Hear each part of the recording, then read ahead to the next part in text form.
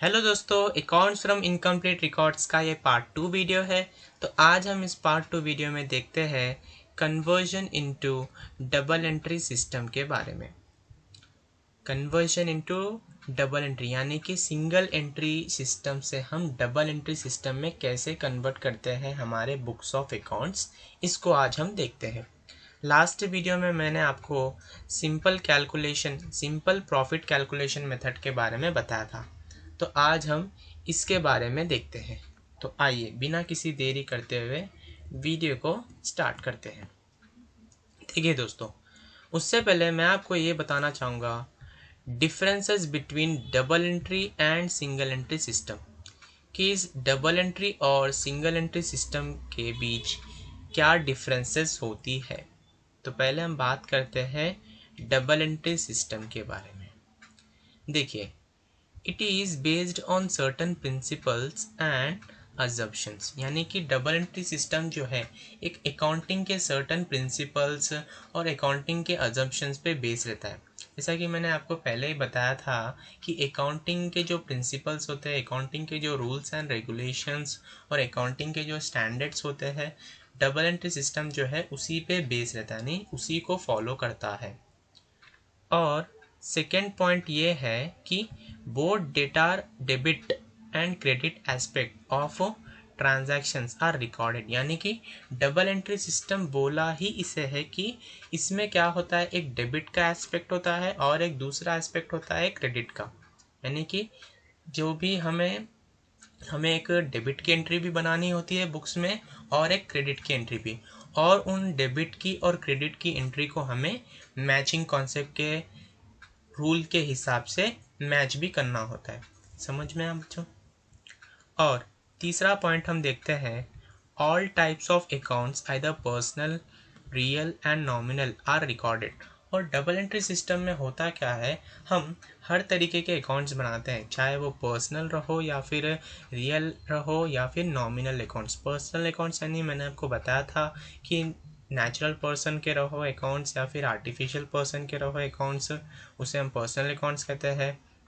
और real accounts के बारे में भी मैंने बताया था कि रियल अकाउंट्स वो अकाउंट्स होते हैं जिनमें हम असेट्स के अकाउंट्स बनाते हैं, जैसा कि असेट्स जो है टैंजेबल असेट्स हो या फिर इनटैंजेबल असेट्स हो।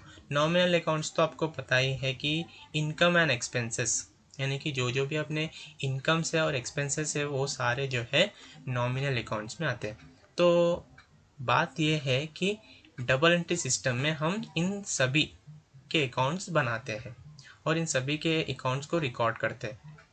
अब देखते हैं, arithmetical accuracy can be checked by preparing trial balance, यानी कि हमें ट्रायल बैलेंस बनाते समय ये अर्थमेटिकल यानी कि परफेक्ट एक्यूरेसी चेक होती है। यानी कि जब हम ट्रायल बैलेंस बनाते हैं डबल एंट्री सिस्टम में होता क्या है, पहले तो हम जर्नल एंट्रीज बनाते हैं, फिर जर्नल एंट्रीज को बनाए बाद हम उसे जर्नल एंट्रीज के माध्यम से लेडजर पोस्टिंग करते हैं, और उस लेडजर पोस्टिंग करने के बाद हम क्या बनाते हैं, ट्रायल बैलेंस बनाते हैं। जब हम ट्रायल बैलेंस बनाते हैं तब हमें पता चलता है कि डेबिट और क्रेडिट जो है एक इक्वल होते हैं, और हमें जो भी अमाउंट आता है हमारे डेबिट साइड और क्रेडिट साइड का वो एक परफेक्ट आता है। समझ में आया? तो हमें इससे पता चलता है कि जो भी हमारा अमाउंट आता है वो एक्यूरेट आता है। समझ में आया दोस्तों? True profit and loss account can be ascertained by preparing profit and loss account. अब इसमें क्या होता है, हमें प्रॉफिट एंड लॉस जब हम ट्रायल बैलेंस बनाते हैं तो उसी ट्रायल बैलेंस के माध्यम से हम और भी बनाते क्या, जैसा कि ट्रेडिंग एंड पीएनएल अकाउंट बनाते हैं और बैलेंस शीट बनाते हैं। तो इसमें होता क्या है, प्रॉफिट एंड लॉस अकाउंट में हमारा जो प्रॉफिट है या फिर हमारा जो लॉस है, नेट प्रॉफिट या फिर नेट लॉस, तो जो वो नेट प्रॉफिट और नेट लॉस है वो जो है एक्यूरेट निकल के आता है डबल एंट्री सिस्टम में। क्योंकि डबल एंट्री सिस्टम में हमें अकाउंट्स की जो है पूरी कंप्लीट इंफॉर्मेशन होती है। समझ में आया दोस्तों? इसीलिए हमारा प्रॉफिट एंड लॉस अकाउंट है वो एक्यूरेट निकल के आता है। चाहे अगर हमें प्रॉफिट हो तो वो भी हमें एक्यूरेट प्रॉफिट निकल के आता है, अगर हमें लॉस भी हुआ है तो वो लॉस भी हमें एक्यूरेट लॉस निकल के आता है। ऐसा नहीं कि हमें सिर्फ अंदाज़ा लगे, समझ में आया? ऐसा मतलब हमें ऐसा सिर्फ रफ आइडिया नहीं आता है प्रॉफिट एंड लॉस का। जो भी प्रॉफिट और लॉस है वो एक्यूरेट निकल के आता है, सीधा सीधा निकल के आता है। अब तीसरा, अब financial position of the business can be ascertained bye preparing balance sheet. और हमें क्या होता है, जो फाइनेंशियल पोजीशन है हमारे बिजनेस का वो भी हमें एक्यूरेट निकल के आता है, क्योंकि हम डबल एंट्री सिस्टम में बैलेंस शीट भी बनाते हैं ना, तो उस बैलेंस शीट की मदद से हमें हमारा बिजनेस का जो फाइनेंशियल पोजीशन है वो भी हम असरटेन कर सकते हैं। अब हम बात करते हैं सिंगल एंट्री सिस्टम के बारे में।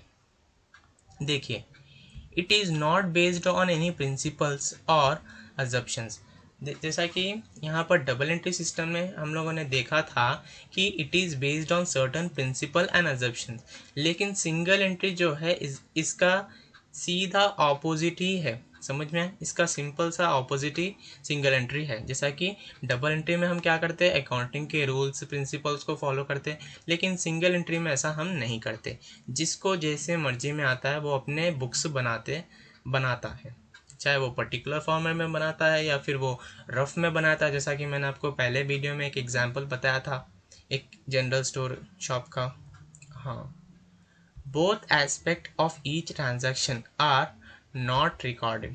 इसमें होता क्या है, डेबिट और क्रेडिट के ऐसा बोथ एस्पेक्ट जो है हमें नहीं बनाने होती है। बेसिकली इसमें हम क्या करते हैं, अगर हम जो है, मैंने आपको पहले वीडियो में बताया था कि एक जनरल स्टोर का आदमी जो है वो सिंगल एंट्री बनाता है और वो एक रफ कॉलम में बना लेता है।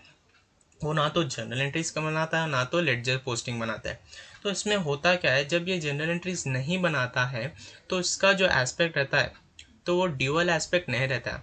जैसा कि डबल एंट्री सिस्टम में ड्यूअल एस्पेक्ट रहता है, एक डेबिट और एक क्रेडिट रहता है। तो यहाँ पर सिंगल एंट्री यानी कि नाम में ही पता चल रहा है कि सिंगल एंट्री मतलब हम एक सिंगल एंट्री ही बनाते हैं इसमें, यानी कि डेबिट और क्रेडिट नहीं होता है। Usually personal accounts of customers and cash books are maintain. और मैंने आपको इसके सिंगल एंट्री के फीचर्स में आपको ये भी बात बताई थी कि इसमें जो है सिंगल एंट्री में पर्सनल अकाउंट्स मेंटेन होते हैं। और वो पर्सनल अकाउंट्स किसके मेंटेन होते हैं, कस्टमर्स के और सप्लायर्स के अकाउंट्स मेंटेन होते हैं, और जो है एक कैश बुक भी मेंटेन होती है। बाकी के जो रियल अकाउंट और नॉमिनल अकाउंट्स है वो यहाँ पर सिंगल एंट्री सिस्टम में मेंटेन नहीं रहते हैं। अब हम बात करते हैं अर्थमेटिकल एक्यूरेसी के not be checked because trial balance के नॉट बी प्रिपेयर्ड। अब यहाँ पर देखते हैं कि हमें जो एक्यूरेसी मिलती है हमारे ट्रायल बैलेंस की, जैसा कि जनरली बात कीजिए, हम जो है सिंगल एंट्री सिस्टम में ट्रायल बैलेंस तो नहीं बनाते, सीधा हम जो है बस प्रॉफिट अमाउंट फाइंड आउट करते हैं। वो भी एक्यूरेट नहीं होता है, बस प्रॉफिट के आसपास का अमाउंट जो है उतना होता है। लेकिन एक्यूरेट हमें ये पता नहीं चलता कि हमें एक्यूरेट यानी एग्जैक्टली प्रॉफिट कितने का हुआ है। समझ में आया? और हमें ट्रायल, जब हम सिंगल एंट्री में ट्रायल बैलेंस भी नहीं बनाते, सिंगल एंट्री में हम ट्रायल बैलेंस भी नहीं बनाते, तो इससे हमें एक्यूरेट जो ट्रायल बैलेंस का अमाउंट है वो भी पता नहीं चलता है। True profit and loss can not be ascertained as profit and loss can not be prepared. जैसा कि मैंने आपको अभी बताया था कि ट्रू प्रॉफिट एंड लॉस यानी कि एग्जैक्टली एक्यूरेट प्रॉफिट और एक्यूरेट लॉस हमें यहाँ सिंगल एंट्री सिस्टम से पता नहीं कर सकते हैं हम हमारे बिजनेस में। The various assets and liabilities accounts are not maintained in the books, hence balance sheet can not be prepared. अब हम हमारे बुक्स में, जैसा कि हम सिंगल एंट्री में बैलेंस शीट भी बनाते नहीं, हम सिंगल एंट्री में बैलेंस शीट भी नहीं बनाते हैं। तो इससे होता क्या है, the various asset and liabilities not accounts are not maintain in the books, hence balance sheet can not be prepared. तो जब हमने देखा था कि सिंगल एंट्री सिस्टम में हम बैलेंस शीट भी नहीं बनाते, यानी कि हम क्या करते हैं, असेट्स और assets and liabilities accounts are, और असेट्स और लायबिलिटीज के अकाउंट भी हम अलग अलग नहीं बनाते। मैंने बताया था कि जो जनरल स्टोर है वो क्या अपने असेट्स की और लायबिलिटीज के अकाउंट्स बनाएगा, सिर्फ वो तो सिर्फ जो अपने डेटार्स हो गए और जो क्रेडिटार्स हो गए उनके अकाउंट्स बनाएगा कि इन्हें कितने पैसे देना है और इनसे कितने पैसे लेना है। समझ में आया? सिंगल एंट्री यानी कि सिंगल एंट्री जो है सिर्फ एक रफ अकाउंट्स बनाते हैं छोटे मोटे बिजनेसमैन। अब हम बात करते हैं completion of double entry in all transactions. Completion of double entry in all transaction. अब देखते हैं डबल एंट्री के बारे में। In this type opening and closing assets and liabilities, cash transactions and other information will be given. From this we should give a double entry effect to all the transactions and we have to prepare.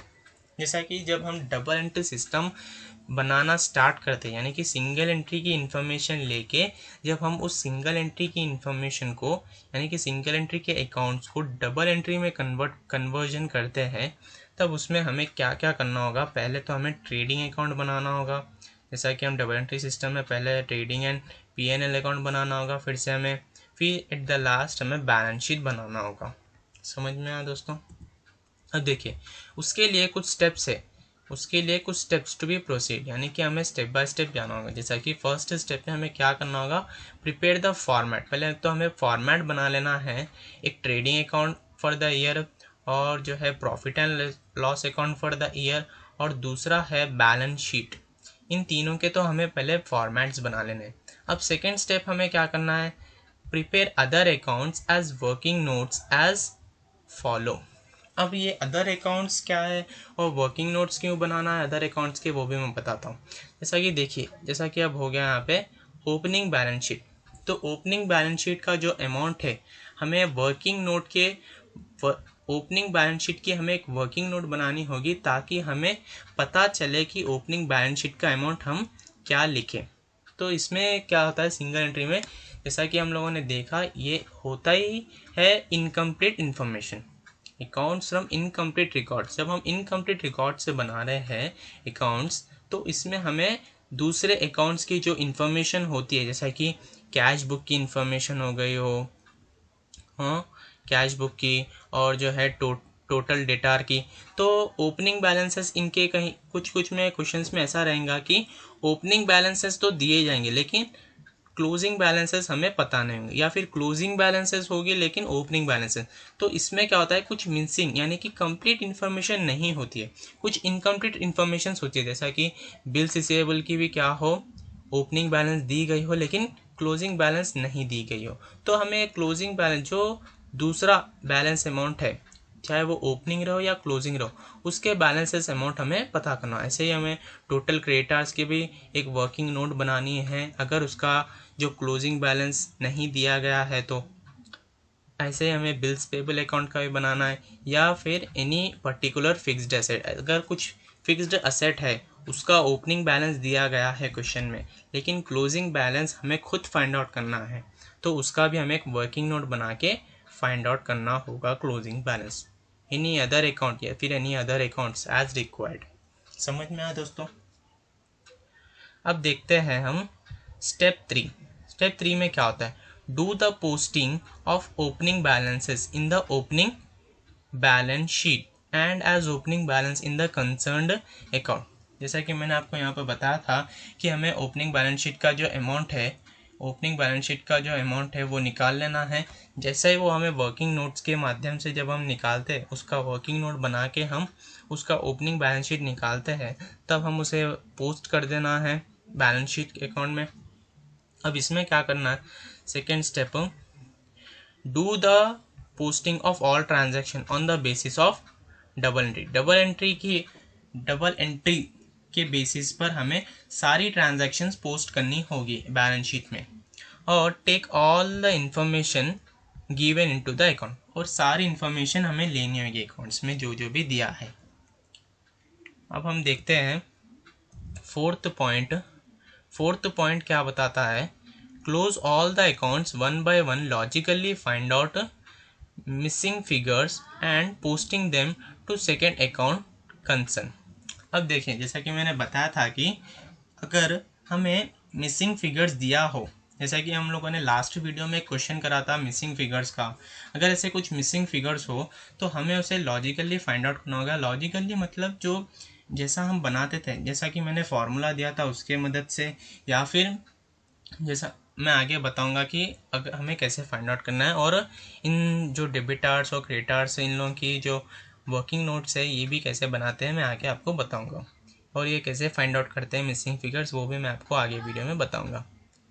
Complete the trading account, profit and loss account and then balance sheet. पहले हमें trading account बनाना होगा, फिर profit and loss account and last में हमें balance sheet account बनाना होगा, balance sheet बनाना होगा। समझ में? अब देखते हैं हिंट। मैं आपको एक हिंट देता हूं दोस्तों। Single entry problems are just like sudoku game. जैसा कि देखिए सुडोको का जो गेम होता है इसमें हमें क्या करना होता है, हमें मिसिंग नंबर्स को जो है फाइंड आउट करना है। इसी तरह सिंगल एंट्री का भी जो फंडा है इसी पे बेस्ड है। One must be able to find out missing figures logically and sequentially, यानी कि हमें कुछ वैल्यूज़ देगा कुछ वैल्यूज़ नहीं देगा।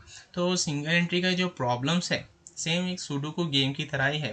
कुछ नंबर्स हमें सुडोको गेम में क्या होता है, हमें कुछ नंबर्स फाइंड आउट करना होता है। इसमें क्या होता है, हमें डेटार के, बिल्स पेबल, बिल्स रिसेबल, क्रेडिटार्स के, इनके जो है ओपनिंग या फिर क्लोजिंग बैलेंसेस, किसी ना किसी एक बैलेंस को हमें फाइंड आउट करना होगा। समझ में आया दोस्तों?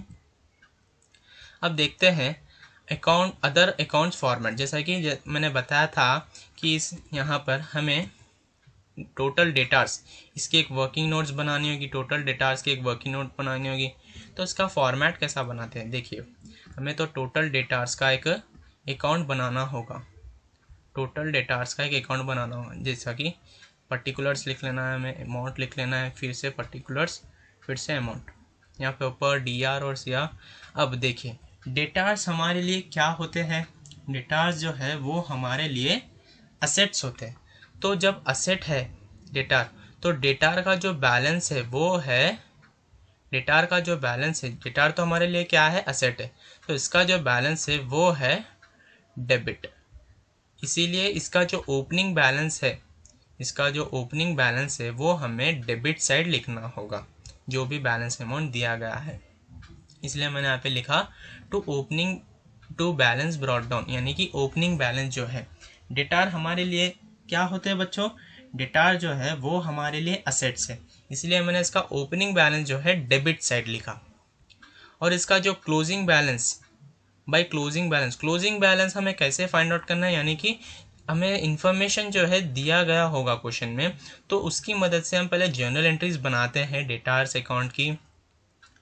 जब जनरल एंट्रीज बनाते हैं उसे देखकर हम ऐसे ही एक डेटार्स अकाउंट का एक लेडजर अकाउंट बना लेते हैं। ये लेडजर अकाउंट बनाए बाद जब हमें इन सारी, यानी कि डेबिट साइड और क्रेडिट साइड को जब हम टोटल करते हैं तो हमें क्लोजिंग फिगर आता है, बाय बैलेंस कैरी डाउन करके क्लोजिंग फिगर आता है। यही हमारा क्या है, बैलेंसिंग फिगर। यही हमारा क्या है, बैलेंसिंग फिगर। इसे ही हम क्या, जो मिसिंग फिगर है ऐसे ही हमें फाइंड आउट करना होता है। जैसा कि मान लो हमें क्रेडिट सेल किया हो, तो क्रेडिट सेल की एंट्री क्या होगी, जर्नल एंट्री। तो क्रेडिट सेल की जर्नल एंट्री क्या होगी, डेटार अकाउंट है, इसकी तो मालूम आपको, हमने क्रेडिट पे यानी कि उधारी पर बेचा हो तो डेटार अकाउंट टू सेल्स अकाउंट, ऐसे ही आएगा ना, टू सेल्स अकाउंट। ये सारी इन्फॉर्मेशन जो है हमें क्वेश्चन में दी जाएगी, तो उसी की मदद से हमें फाइंड आउट करना। डेटार्स अकाउंट क्या होगा, हमारा डेबिट होगा, डेटार्स अकाउंट हमारा डेबिट होगा, तो हमें जो है डेटार्स अकाउंट बनाना है, तो टू सेल जो है वो हमें डेबिट साइड। ऐसे ही करके हमें डेटार्स अकाउंट का बनाना होगा। और जो बैलेंसिंग फिगर अमाउंट आता है, यानी कि जो क्लोजिंग बैलेंस आता है, वो हमारा बैलेंसिंग फिगर यानी कि मिसिंग फिगर होता है। समझ में? अगर हमें क्लोजिंग बैलेंस दिया गया है पहले, तो हमें पहले क्लोजिंग बैलेंस उसकी जगह पर ही लिख लेना है। तो ऐसे ही करके हमें क्रेडिट और डेबिट का अमाउंट जो है ऐड, पहले तो हमें टोटलिंग करना होगा। जो अगर क्रेडिट साइड ज़्यादा आ रहा है अमाउंट, तो लास्ट में अमाउंट वही लिख लेना है दो साइड भी। तो अब हमें जो अमाउंट कम आ रहा है उस अमाउंट को, उस सारे अमाउंट को और ये जो टोटल अमाउंट है उस अमाउंट को माइनस करना होगा, जो भी बैलेंस अमाउंट आएगा। जैसा कि मैंने लास्ट वीडियो में एक क्वेश्चन किया था एक बैलेंस शीट के ऊपर, तो मैंने कैसे किया था, कैपिटल को फाइंड आउट करने के लिए, क्लोजिंग कैपिटल के लिए और ओपनिंग कैपिटल फाइंड आउट करने के लिए मैं क्वेश्चन किया था। अगर आपने वो वीडियो नहीं देखी तो आप पहले वो वीडियो देख लीजिए, आपको अच्छे से समझ में आ जाएगा। अब ऐसे ही बात करते हैं अब ऐसे ही हम देखते हैं कि टोटल क्रेडिटार्स अकाउंट, टोटल क्रेडिटार्स अकाउंट कैसे बनाते हैं। अब क्रेडिटार्स जो है वो क्या है, वो हमारी लायबिलिटी है। लायबिलिटी है तो लायबिलिटी का मतलब क्या है, लायबिलिटी जब भी आती है हमारे ऊपर तो वो जो है क्रेडिट ही होती है, ये तो हमें पता है, समझ में। तो क्रेडिटार का जो ओपनिंग बैलेंस होगा, क्रेडिटार्स का जो ओपनिंग बैलेंस होगा वो होगा क्रेडिट साइड, समझ में आया। क्रेडिट साइड पर ही हम क्रेडिटार्स का ओपनिंग बैलेंस लिखते हैं, जैसा कि बाय बैलेंस ब्रॉट डाउन, यानी कि ओपनिंग बैलेंस जो है क्रेडिटार्स का वो हम क्रेडिट साइड लिखते हैं, समझ में आया दोस्तों।